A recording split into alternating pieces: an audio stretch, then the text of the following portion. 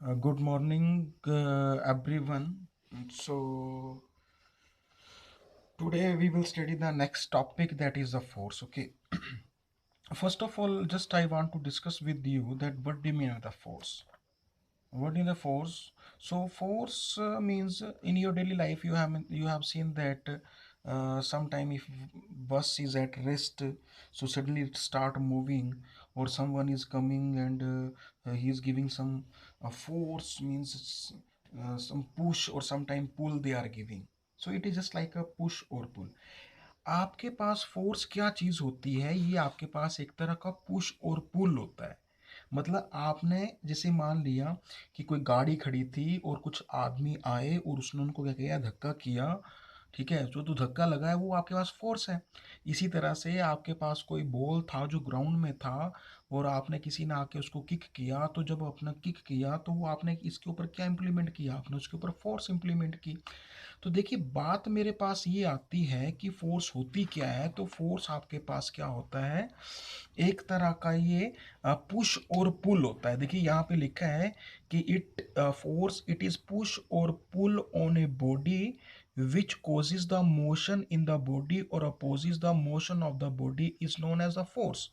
तो फोर्स आपके पास क्या है, या तो पुश है या तो पुल है। मैं बड़ी सिंपल सी बात बताता हूँ। देखिए, कई बार आप लोग जो है घर के आसपास कोई भी एक्टिविटीज़ करते हैं। मान लिया कि आप अपनी बुक्स को उठा रहे हैं टेबल से, तो इट मीन्स आप उसके ऊपर क्या इंप्लीमेंट कर रहे हैं, आप फोर्स इंप्लीमेंट कर रहे हैं। ठीक है।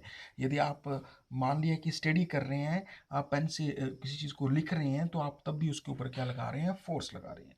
तो फोर्स एक तरह का आपके पास क्या होता है, पुश और पुल होता है, जो कि किसी बॉडी के ऊपर लगता है, जो कि उसके मोशन को क्या करता है, अपोज करता है। उसको क्या बोला जाता है, फोर्स बोला जाता है। ठीक है। तो फोर्स देखिए, सम टाइम जो होती है आप किसी चीज़ के ऊपर फोर्स लगाते हैं लेकिन बॉडी मूव नहीं करती है। उसके एग्जांपल मैं आपको बताता हूँ। जैसे मान लिया कि आपके पास बहुत बड़ी कोई वॉल है, वॉल मतलब दीवार है, और उस दीवार पे आप फोर्स लगा रहे हैं। आपने इतनी फोर्स नहीं लगाई कि ताकि वो दीवार जो है वो अपनी पोजीशन से शिफ्ट कर पाए। ठीक है, लेकिन आपने फोर्स तो लगाई है, लेकिन इतनी सफिशिएंट फोर्स नहीं लगा पाए। तो बोलने का मतलब है, कई बार जो फोर्स होती है बॉडी को वो डिस्प्लेस कर देती है, और कई बार जो फोर्स होती है वो बॉडी को डिस्प्लेस नहीं करती है। ठीक है। नेक्स्ट आपके पास आता है law of inertia of states. तो यहाँ पे ये बोला जाता है कि लॉ ऑफ इनर्शिया, इनर्शिया का मीनिंग होता है कि ये बॉडी के बीच में इनर्ट प्रॉपर्टी होती है जो अपने आप ही डेवलप हो जाती है। ठीक है।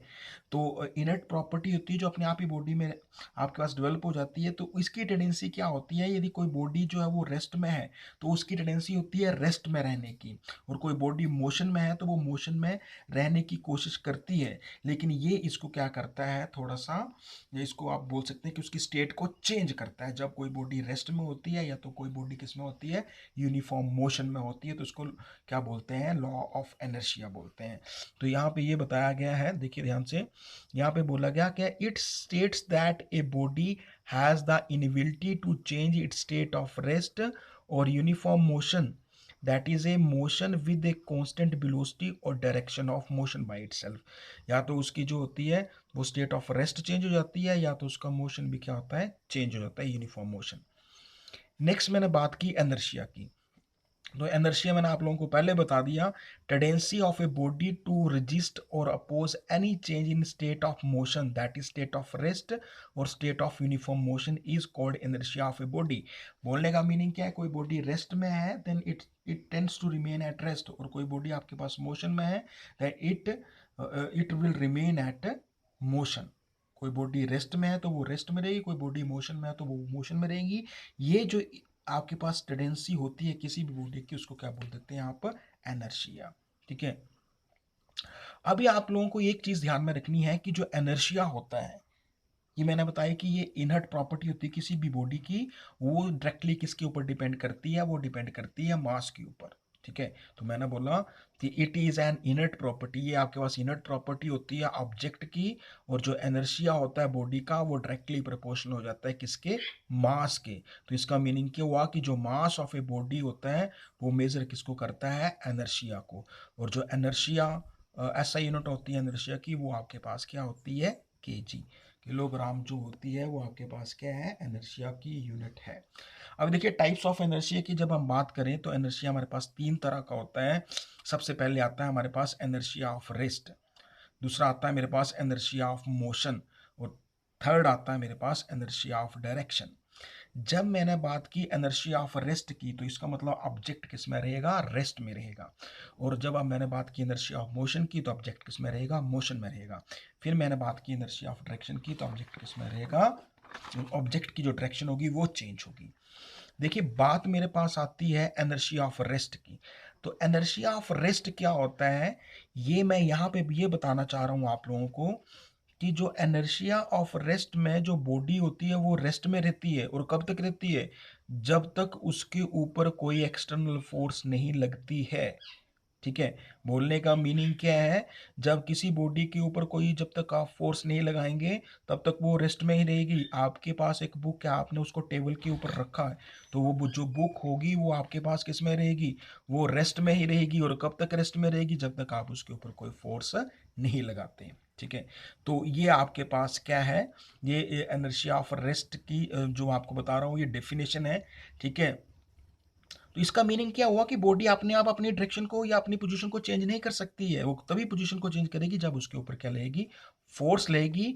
और ये जो होती है बॉडी की इनर्ट प्रॉपर्टी होती है, जिसमें ये बोला गया है by virtue of which it remains at rest. जो बॉडी है वो रेस्ट में रहेगी। और कब तक रेस्ट में रहेगी, जब तक उसके ऊपर हम एक्सटर्नल फोर्स नहीं लगाते हैं।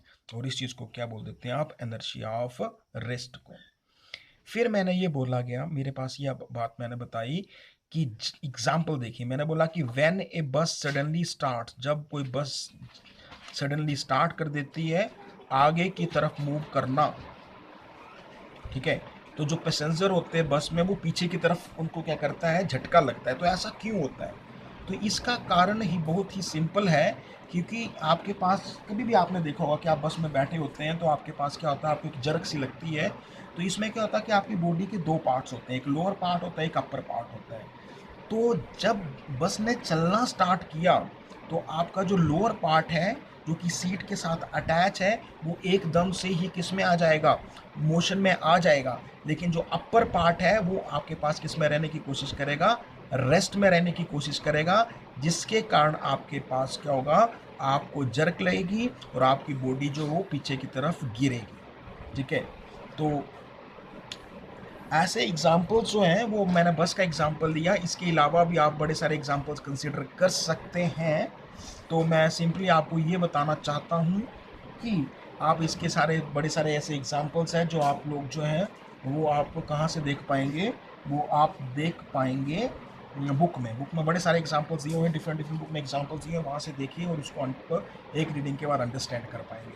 मतलब आपके पास इस केस में जो ऑब्जेक्ट होता है वो रेस्ट में होता है और रेस्ट के बाद चलना स्टार्ट कर देता है, जिसके कारण जो है वो जो भी राइडर होता है तो उसको क्या लगती है, जर्क लगती है। इसी तरह के बड़े सारे एग्जांपल्स हैं। यदि मैं ट्री की बात करूं तो जो ट्री होता है उसमें आपके पास क्या लगे होते हैं, ट्री आपके पास जो होता है उसमें फ्रूट्स लगे होते हैं। और जब आप क्या काम करते हैं उस ट्री को हिलाते हैं तो आपके पास जो फ्रूट्स होते हैं वो नीचे गिरते हैं, क्योंकि जो ऑब्जेक्ट्स होता है वो रेस्ट में होता है। और जब आपके पास ऑब्जेक्ट रेस्ट में होता है तो वो रेस्ट में ही रहने की कोशिश करेगा, लेकिन जैसे आप उसको हिलाएंगे तो ऑटोमेटिकली आपके पास क्या होगा, वो मोशन में आ जाएगा और उसको जर्क लेगी और वो नीचे गिर जाएगा। ठीक है जी, तो इसी तरह से आपके पास एग्जांपल्स आपके पास आते हैं इनर्शिया ऑफ मोशन का। तो इनर्शिया ऑफ मोशन की सिचुएशन में क्या होता है कि मान लिया कि आपके पास, imagine a situation where there is no friction. आपने एक ऐसी सिचुएशन कंसिडर की जहाँ पे कोई भी फ्रिक्शन नहीं है, ठीक है, दो सर्फेसिस के बीच में।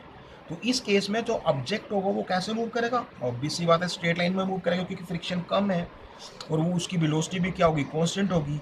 And will remain moving with the same velocity. कब तक मूव करता रहेगा, जब तक उसके ऊपर एक्सटर्नल फोर्स नहीं लगती है। ठीक है जी, तो जब तक उसके ऊपर एक्सटर्नल फोर्स नहीं लगती है। और ये जो आपके पास इनर्ट प्रॉपर्टी होगी ऑब्जेक्ट की, और उस इनर्ट प्रॉपर्टी को क्या बोलेंगे हम, उस इनर्ट प्रॉपर्टी को बोलेंगे इनर्शिया ऑफ द मोशन। ये जो this inert property of the object और body is called air inertia of the motion. और इन दूसरे शब्दों में आप बोलेंगे tendency of a body to resist और oppose the change in its uniform motion is called here inertia of motion. उसको क्या बोल देते हैं आप? इनर्शिया ऑफ मोशन बोलते हैं। इसके बड़े सारे एग्जांपल्स आते हैं इनर्शिया ऑफ मोशन के, जैसे पैसेंजर जो था वो आपके पास कहाँ पे गिरा था? आगे की तरफ गिरता है। कब गिरता है? जब बस चली होती है और आप बैठे होते हैं और ब्रेक लगती है एकदम से, तो आपको झटक लगती है, आप आगे की तरफ गिरते हैं। इसका कारण क्या है? क्योंकि जब आप बस में बैठे होते हैं तो बस भी आपके पास किस में होती है? बस भी मोशन में होती है और जो पैसेंजर होता है वो भी मोशन में होता है। तो जैसे सडनली ब्रेक लगती है तो जो लोअर पार्ट होता है बॉडी का वो किस में आ जाता है? रेस्ट में आ जाता है। लोअर पार्ट रेस्ट में आ गया। अपर पार्ट की टेंडेंसी क्या है? वो तो ऑलरेडी मोशन में है, तो उसकी टेंडेंसी होगी मोशन में रहने के लिए, जिसके कारण वो फॉरवर्ड की तरफ, आगे की तरफ गिरता है। तो ये बस का एग्जांपल्स आ गया। इसी तरह से बड़े सारे ऐसे एग्जांपल्स आपकी बुक में दिए होंगे, जो आप उसको एक बार रीड करो, आपको पता लग पाएगा। ठीक है, नेक्स्ट मेरे पास आता है इनर्शिया ऑफ डायरेक्शन। देखो बड़ी सिंपल सी बात है, डायरेक्शन की जब हम बात करते हैं तो बॉडी किससे रिलेटेड है? डायरेक्शन में। डायरेक्शन से रिलेटेड की बात करें तो बोलता है a body moving in a particular direction can never be change its direction by itself. Body की डायरेक्शन को वो अपने आप चेंज नहीं कर पाएगी। कब तक? Unless a force is applied on, जब तक उसके ऊपर कोई फोर्स नहीं लगती है। और ये this property of the body is called here inertia of direction. इस प्रॉपर्टी को क्या बोल देते हैं आप? इनर्शिया ऑफ डायरेक्शन में बोलते हैं। दूसरे शब्दों में ये बोलूं कि ये जो टेंडेंसी होती है किसी बॉडी की to resist the change in state of direction of motion is called inertia of direction. ठीक है, बड़ा सिंपल सा एग्जांपल ले रहा हूं कि आपके पास कई बार आप लोगों ने देखा होगा कि बस में जब आप बैठे होते हैं, जब बस में बैठे होते हैं और जो बस वाला है वो आपका कभी भी टर्न लेता है, वो गोल से जब वो कोई उसको जो आपके पास क्या बोलते हैं उसको, सर्कल होगा, सर्कल को काटेगा, या आप उसको मोड़ बोलते हैं, उसको वो काटेगा, ऑटोमेटिकली क्या होगा, जो बॉडी है वो बाहर की तरफ गिरेगी। ऐसा क्यों होगा? क्योंकि वहाँ पे एक तो सेंट्रीफ्यूगल फोर्स लग रही है, ठीक है, जिसके कारण वो गाड़ी जो है वो अंदर की तरफ आएगी, और सेंट्रीफ्यूगल फोर्स के कारण आपकी बॉडी बाहर की तरफ जाएगी। और आप ये बोल सकते हैं कि आपके पास इस केस में जो आपके पास एग्जाम्पल्स आएगा वो आपके पास एग्जाम्पल होगा इनर्शिया ऑफ डायरेक्शन का। ठीक है, तो ये जो आपके पास जो होगा वो एग्जाम्पल होगा इनर्शिया ऑफ डायरेक्शन का, जिसके कारण जो है वो आपके पास ये जो होगी, ये आपके एक तरफ फिनोमिनन आपके पास ये होगा। ठीक है, सबसे बेस्ट एग्जांपल आपको बताता हूँ, स्पार्किंग होती है। कई बार आप लोगों ने देखा होगा कि आपके सराउंडिंग एरिया में जो आपके पास सीजर्स होती हैं, जो आपके पास सीजर्स होती हैं, उसको शार्पनिंग के लिए जो वो आपके पास कोई पर्सन्स आते हैं, तो उस केस में क्या होता है कि जैसे वो उसको शार्प करते हैं तो ऑटोमेटिकली आपके पास क्या होता है, स्पार्किंग निकलती हैं। और वो स्पार्किंग कैसे निकलती है? वो टेंजेंशियली निकलती हैं। ठीक है, तो टेंजेंशियली किस लिए निकलती हैं? वो भी इनर्शिया ऑफ डायरेक्शन का ही आपके पास क्या आता है, एग्जाम्पल्स आता है। तो आपके पास यहाँ पे ये बोला गया कि आपके पास जो स्पार्क्स प्रोड्यूस होती हैं during the sharpening of a knife against the grinding wheel to leave the rim of a wheel tangentially because inertia of direction. ये सारा किसके कारण होता है? इनर्शिया ऑफ डायरेक्शन के कारण ही होता है। नेक्स्ट आपके पास जो कॉन्सेप्ट आता है वो आपके पास आता है Newton's first law of motion.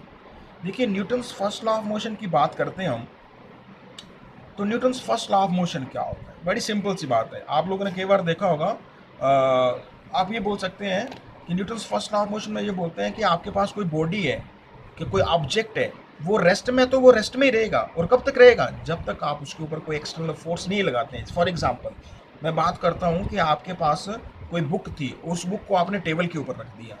अब कब तक वो बुक टेबल के ऊपर रहेगी? जब तक आप लोगों ने उसके ऊपर कोई फोर्स नहीं लगाई। जब आपने उसके ऊपर कोई फोर्स नहीं लगाई तो जो ऑब्जेक्ट है वो किस में रहेगा? रेस्ट में ही रहेगा। और वो कब तक रहेगा? जब तक उसके ऊपर कोई फोर्स नहीं लगती है। तो यहाँ पे ये बोला गया है, Newton's first law of motion ये बोलता है कि every body continuous in state of rest. कोई भी बॉडी जो है वो आपके पास किस में रहेगी? स्टेट ऑफ रेस्ट रहेगी। कोई भी बॉडी जो है वो, every body continuous in state of rest, कोई भी बॉडी जो है वो स्टेट ऑफ रेस्ट में रहेगी। ये uniform motion in a straight line, ये तो यूनिफॉर्म मोशन में रहेगी। कब तक रहेगी? Unless compelled by net external force, जब तक उसके ऊपर कोई एक्सटर्नल फोर्स नहीं लगती है। ठीक है, तो इसको दो स्टेटमेंट्स में हमने डिवाइड किया। पहली स्टेटमेंट आती है every body continuous in state of rest, कोई भी बॉडी जो है वो स्टेट ऑफ रेस्ट में रहेगी unless compelled by net external force, जब तक उसके ऊपर कोई एक्सटर्नल फोर्स नहीं लगाते हैं to change the state of rest, जब तक उसकी स्टेट ऑफ रेस्ट जो होती है वो चेंज नहीं होती है। For example, a book lying on a table remains there forever because the net force acting on the book is zero. जब आपने कोई बुक रखी टेबल के ऊपर तो उसके ऊपर नेट फोर्स जो थी वो जीरो लग रही थी। ऐसे क्यों हुआ? क्योंकि जो रिएक्शन है वो अपवर्ड लग रहा है, जो रिएक्शन है वो अपवर्ड लग रहा है, और जो आपके पास वेट है वो कहाँ को है? वो डाउनवर्ड है। तो रिएक्शन और वेट आपस में दोनों क्या होंगे? इक्वल होंगे, तो ही तो बुक किस में रहेगी? रेस्ट में रहेगी। अब मैं एक केस बताता हूँ कि मान लिया आपने टेबल पे बुक की जगह पे स्टोन रख दिया और वो स्टोन काफ़ी हैवी था, तो जैसे आपने स्टोन रख दिया तो उस केस में स्टोन का वेट ज़्यादा हो गया। जब वेट आपके पास ज़्यादा हो गया तो ऑटोमेटिकली टेबल क्या करेगा? टूट जाएगा। ठीक है, तो कोई भी चीज़ जो है वो उस टेबल पे कांस्टेंट तभी रहेगी जब उसमें रिएक्शन और जो वेट है वो दोनों आपस में इक्वल होंगे। ठीक है, और आप लोगों ने ये ध्यान में रखना है कि जो रिएक्शन होता है वो हमेशा ही अपवर्ड लगता है, कुछ एक एक्सेप्शनल केसेस है वहां पे जो रिएक्शन है वो डाउनवर्ड भी लगता है। ठीक है, चलिए, तो अभी नेक्स्ट टॉपिक में आप लोगों को बता रहा हूँ इसी के रिगार्डिंग। तो देखिए, मैंने पिछले डायग्राम आप लोगों ने देख ली थी, इसको डायग्राम को मैं दोबारा डिस्कस कर रहा हूँ।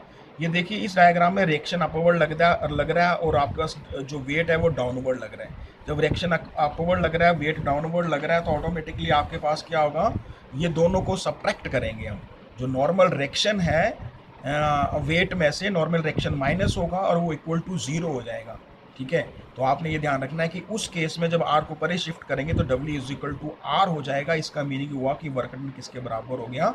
रिएक्शन के बराबर हो गया। तो इसका मीनिंग हुआ, सॉरी वर्क डन नहीं, वेट, मैंने यदि बाई मिस्टेक इसमें वे आपके बोला होगा वर्क डन, तो उसको आप वेट से रिप्लेस करेंगे, क्योंकि W यहाँ पे जो सिंबल है वो वेट का है, तो वेट किसके इक्वल हो जाएगा? रिएक्शन के। ठीक है, तो यहाँ पे आपके पास जो वेट है वो इक्वल किसकी हो गया? रिएक्शन के इक्वल हो गया। ठीक है, अभी देखिए नेक्स्ट जो है वो, मैंने ये तो बात की मैंने रेस्ट की। दूसरी मैंने बोला कि आपके पास कोई ऑब्जेक्ट था, वो आपके पास यदि फ्रिक्शन नहीं है तो वो किस में है? मोशन में। यदि वो मोशन में कोई गाड़ी मूव कर रही है तो वो मूव करती रहेगी। कब तक? क्योंकि उसमें फ्रिक्शन ही नहीं है तो मूव करती रहेगी जब तक आप उसके ऊपर ब्रेक नहीं इंप्लीमेंट करेंगे। तो इसने ये बोला कि every body continuous in state of uniform motion, कोई भी बॉडी जो है वो कंटिन्यूसली यूनिफॉर्म मोशन में रहेगी। कब तक? इन ए स्ट्रेट लाइन में। कब तक? Unless compelled by net external force, जब तक उसके ऊपर कोई एक्सटर्नल फोर्स नहीं लगाते हैं। किसके लिए? टू चेंज दैट स्टेट, उस चीज को, स्टेट को चेंज करने के लिए। मैंने बोला कि when we push a ball, जब हम किसी बॉल को पुश करते हैं फ्लोर के ऊपर, तो जो आपके पास बॉल होती है वो थोड़ी देर बाद क्या आती है? रेस्ट में आती है। क्यों आती है? क्योंकि उस सरफेस के ऊपर क्या होता है? फ्रिक्शन होता है। Automatically after some time, but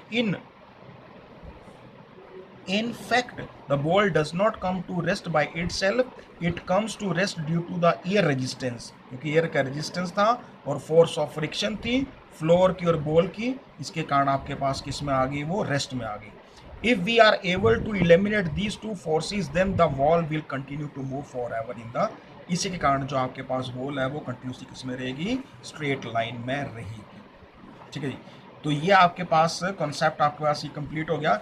next topic जो मेरे पास आता है वो आता है linear momentum. Very simple, linear momentum क्या होता है? आप लोगों ने लोअर क्लासेस में पढ़ा है 9th-10th में, product of mass and velocity. जब मास को वेलोसिटी के साथ मल्टीप्लाई किया जाता है तो आपके पास क्या आता है? Linear momentum. ठीक है, तो लीनियर मोमेंटम क्या आता है? Quantity of motion contain in a body is known as linear momentum of the body. ठीक है, तो बड़ी सिंपल सी बात है। मान लिया मैं दौड़ना स्टार्ट कर देता हूँ, तो जब मैं दौड़ूंगा तो मेरी बॉडी के पास मास होगा, और जितनी ज़्यादा मैं दौड़ूंगा उतनी ज़्यादा मेरी स्पीड होगी।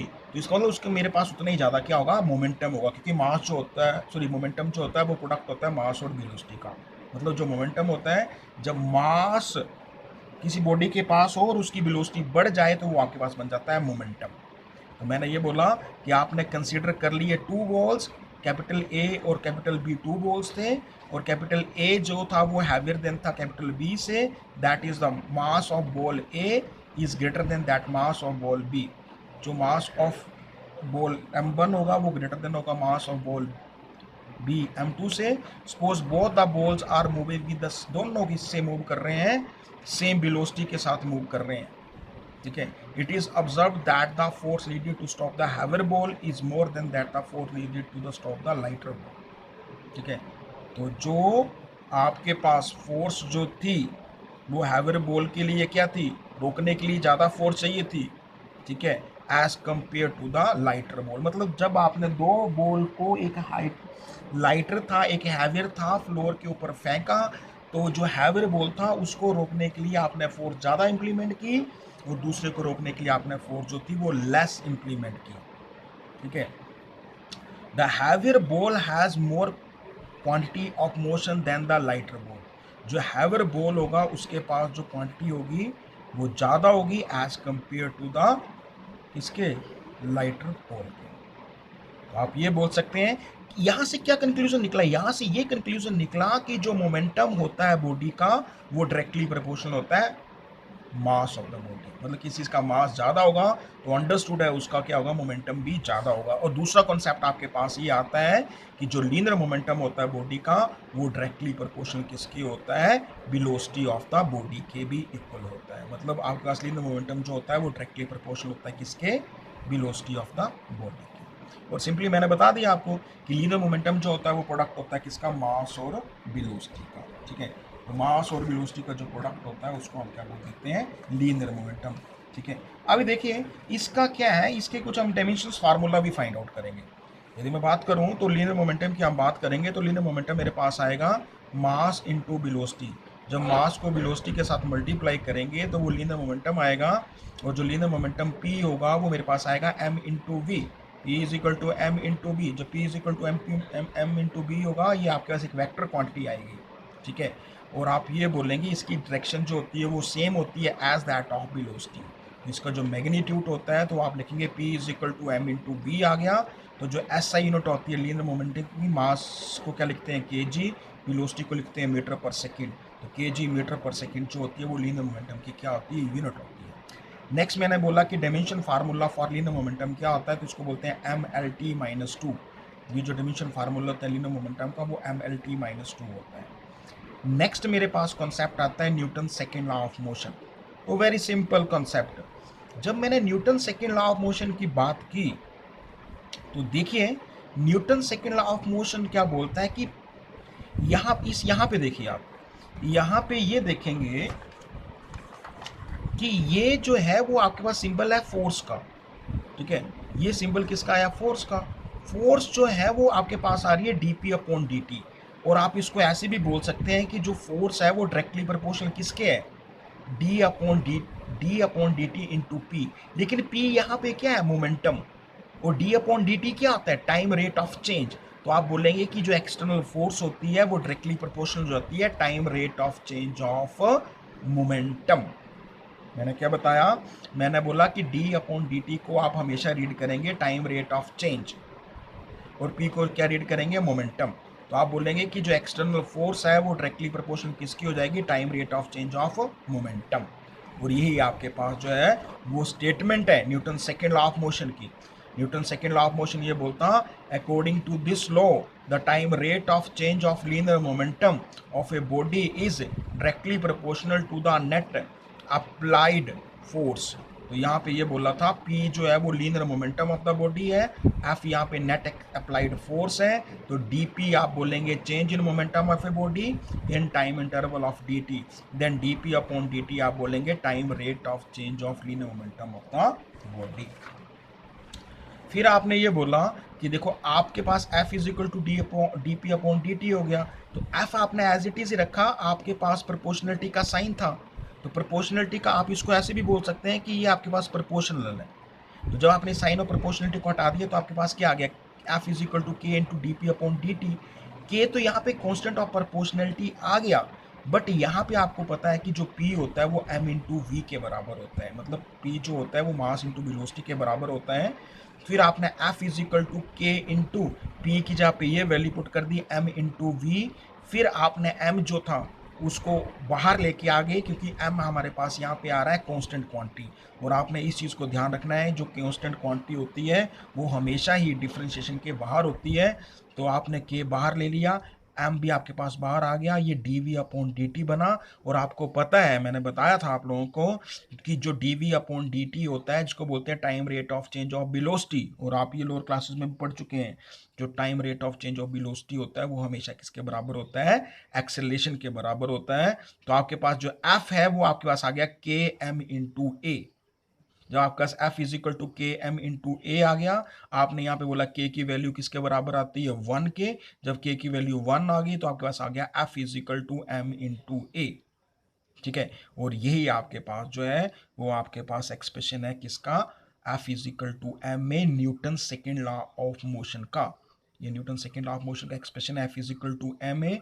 ठीक है, इसको क्या बोल देते हैं, मैग्नीट्यूड ऑफ फोर्स भी बोल देते हैं। तो f is equal to M A जो है वो आपके पास एक्सप्रेशन किसका आ गया, न्यूटन सेकेंड लॉ का। ठीक है, देखिए इसके बाद जो नेक्स्ट कॉन्सेप्ट मेरे पास आ रहा है, वो नेक्स्ट कॉन्सेप्ट ये आ रहा है कि जो आपके पास फोर्स मैंने ड्राइव की अभी, उसको हम कंपोनेंट्स में भी ब्रेक कर देते हैं। कंपोनेंट्स में कैसे ब्रेक करेंगे, the components of a force, मैंने ये बोला force and acceleration can be written in terms of the rectangular components.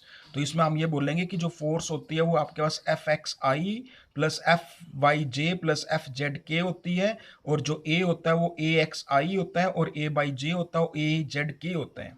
फिर मैंने क्या काम किया, इस इक्वेशन को मैंने लिखा F x I plus F by J plus F Z के, और इसको मैंने लिखा एम, और इस m के साथ आपने ये सारा कंपोनेंट लिख दिया, इसको बोला ए एक्स आई प्लस ए वाई जे प्लस ए जेड के। जब आपने इसकी कॉफिशिएंट को कंपेयर किया तो एफ एक्स आपके पास आ गया एम ए, एफ वाई जो आपके पास आ गया वो एम ए बाई आ गया। ठीक है, और अगला जो केस था वो आपके पास कितना आ गया, वो आपके पास एफ जेड जो आ गया वो एम ए जेड आ गया। तो यहाँ पे एक्स वाई जेड जो है वो कंपोनेंट्स हैं रिस्पेक्टिवली किसके, फोर्स के। तो जो डायमेंशन फार्मूला होता है फोर्स का वो आपके पास आता है M L T minus two. तो देखिए आपने एक न्यूमेरिकल में बता रहा हूँ कैसे सॉल्व करेंगे। न्यूमेरिकल में सबसे पहले आप स्टेटमेंट को रीड करेंगे एक या दो बार। स्टेटमेंट को रीड करने के बाद जो भी चीज़ें आपके पास दी होंगी उनको आप लिखेंगे, और जो आपसे पूछा होगा निकालने के लिए उसके आगे क्वेश्चन मार्क लगाएंगे। या और ये कैसे आइडेंटिफाई कर पाएंगे कि क्या गिवन है, बड़ी सिंपल सी बात है, आप उसकी यूनिट्स को देखो, उसकी यूनिट से आप ये आइडेंटिफाई कर पाएंगे कि क्या आपके पास गिवन है। मैंने ये बोला कि जो फोर्स है आपके पास वो 1 न्यूटन है, और जो किसी बॉडी के ऊपर लगती है जिसका मास है 1 gram. Calculate the acceleration produce in the body, आपको एक्सेलरेशन कितनी प्रोड्यूस की जाए किसी बॉडी में वो फाइंड आउट करनी है। तो देखिए फोर्स आपके पास दी है आप 1 न्यूटन, मास आपके पास ये 1 ग्राम। पहली बात आपके पास है system of unit should be remain same. आपने सिस्टम ऑफ यूनिट्स जो थे उसको चेंज किया, ग्राम को आपने कर दिया किसमें, केजी में। ठीक है, तो आपके पास ये आएगा केजी, जो आपने इसको केजी में चेंज किया तो आपका F is equal to M A हो गया। तो ए आपके पास आ गया एफ अपॉन एम, फिर आपने इसकी वैल्यू पुट कर दी फोर्स की 1 न्यूटन, मास की वैल्यू पुट कर दी, डिवाइड करके आपके पास जो है वो एक्सेलरेशन आ गई 10⁻³ मीटर पर सेकेंड स्क्वायर। ठीक है, बाकी के टॉपिक जो हैं वो नेक्स्ट वीडियो में आपको दिखाऊंगा। तब तक के लिए नमस्कार। चैनल को सब्सक्राइब करें और शेयर करें। जय हिंद।